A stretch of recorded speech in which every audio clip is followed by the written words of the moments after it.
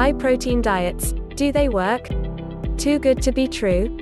Lose weight while eating steak, burgers, cheese, and bacon. High-protein, low-carb plans like Atkins and The Zone can work. But you should consider the pros and cons before you decide to try one. How much protein? Women need at least 50 grams of protein a day, men about 60 grams per day. With a high-protein diet, it can be much more than that. This extra protein can come from beans, meat, nuts, grains, eggs, seafood, cheese or vegetarian sources like soy.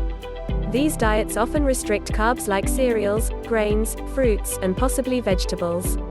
How do high-protein diets work? When you cut out carbohydrates, you lose weight quickly because you lose water.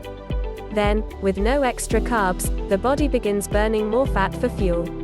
This can lead to ketosis, which may make losing weight easier because you feel less hungry. Ketosis may cause temporary headaches, irritability, nausea, bad breath and sleeping problems for some people. Pros and cons: you can lose weight on a high-protein diet. Choose lean meats and dairy for your proteins. Find a program that includes vegetables, so you don't miss out on fiber and other important nutrients. Starting a high-protein diet: be choosy. The best high-protein plans focus on lean proteins and include some carbs. Avoid huge helpings of fatty meats and make sure to include vegetables.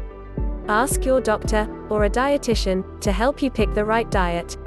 Choose lean beef. Nothing says protein like a nice, juicy steak. And if you choose a lean cut, you will get all of the protein with far less unhealthy fat. In fact, a lean cut of beef like a top round steak has barely more saturated fat than a similar-sized skinless chicken breast. Tips for picking poultry: if you choose white meat when you're buying chicken or other poultry, you'll get a lot less fat than if you eat dark meat. Also, remove the skin, which has saturated fat. Don't overlook pork. Pork offers plenty of protein without too much fat, if you know what type to buy. Look for tenderloin, top loin, rib chops, sirloin steak, or shoulder blade steaks. Pork cuts are much leaner than they were decades ago. Fish offers healthy fats. Fish is loaded with protein and almost always low in fat. Even the fish that have more fat, such as salmon and tuna, are good choices. Those fish generally have omega-3 fatty acids, which are good for your heart. Most people don't get enough omega-3s.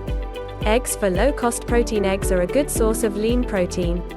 And even though there is cholesterol in the yolk, it is not as likely to raise your cholesterol level as foods that contain saturated fats and trans fats do.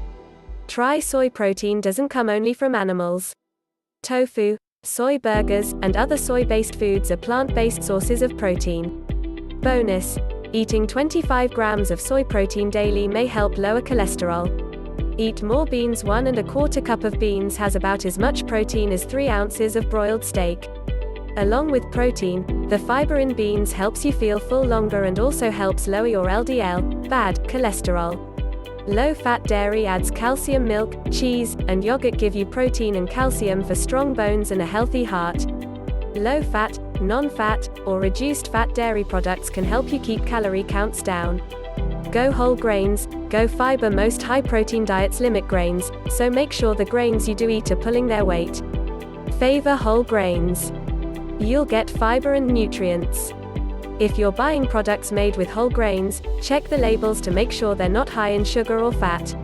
Leave room for fruits and veggies. Most low-carb diets still include some vegetables but often limit fruit. There's no known harm to cutting out fruit temporarily to keep your carb count down.